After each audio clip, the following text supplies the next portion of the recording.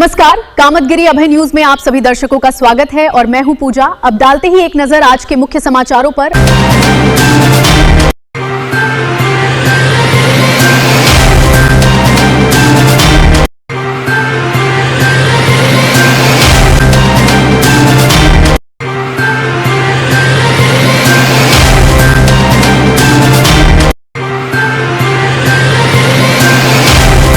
मिलते हैं छोटे से ब्रेक के बाद और आप देखते रहिए अभय टीवी। रामकृपा एजुकेशनल ट्रस्ट द्वारा संचालित रामकृपा पब्लिक स्कूल, पुराना गर्ल्स कॉलेज, पुरानी बाजार, करवी, चित्रकूट। हमारे यहाँ कक्षा 1 से लेकर 8 तक की शिक्षा NCERT पैटर्न पर दी जाती है एवं RTE के छात्रों को निःशुल्क शिक्षा देने का भी प्रावधान है। हमारे यहाँ बच्चों के लिए इंडोर और आउटडोर गेम की सुविधा भी उपलब्ध है।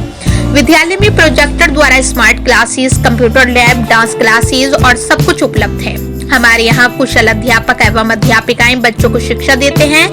और यदि आप अपने बच्चों का उज्जवल भविष्य चाहते हैं तो हमारे विद्यालय जरूर आइए और बच्चों का प्रवेश कराइए। हमारा पता है रामकृपा पब्लिक स्कूल, पुराना गर्ल्स कॉलेज, पुरानी बाजार, करवी, चित्रकूट। समाचार बुलेटिन में आपका पुनः स्वागत है। अब समाचार विस्तार से।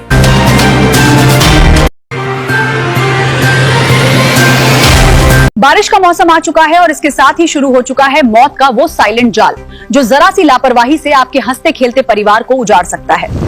उत्तर प्रदेश के चित्रकूट से एक ऐसी ही दिल दहला देने वाली खबर आ रही है जहां कूलर में उतरे करंट ने एक महिला की जान ले ली। करना इनको करंट की घटना हुई है। करंट कैसे हो गया? वो नहा के आई है, बता रहे हैं, कपड़े कूलर में फेंका है, करंट पकड़ लिया।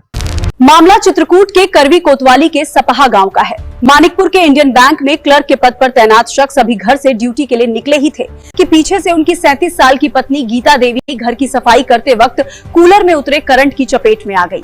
इस बार कर गई। क्या कर रही थी? कूलर के पास अपना सफाई झाड़ू पोछा कर रही थी। तो फर्श चाहे गीली रही हो, चाहे गिर गई हो, उसमें चाहे जो कारण रहा हो।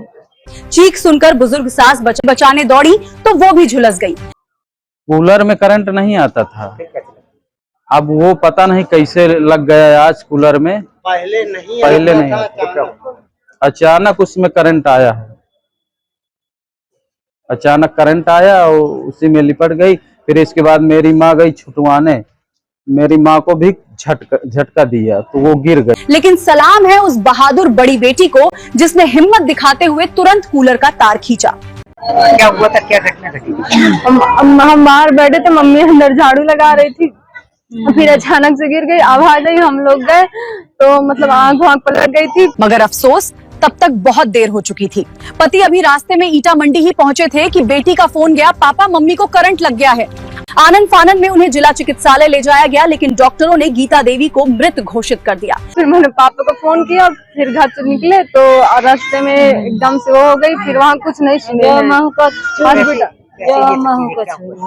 वो अचानक से गिरे, हमें पता भी नहीं चला कि करंट है। फिर हम लोग मम्मी को जब पकड़े तो दादी भी गई तो उनको भी वही मतलब पकड़ लिया। तो फिर मैंने जल्दी जल्दी तार वार निकाली और फिर हॉस्पिटल ले गए तो वहाँ का है सब कुछ नहीं है।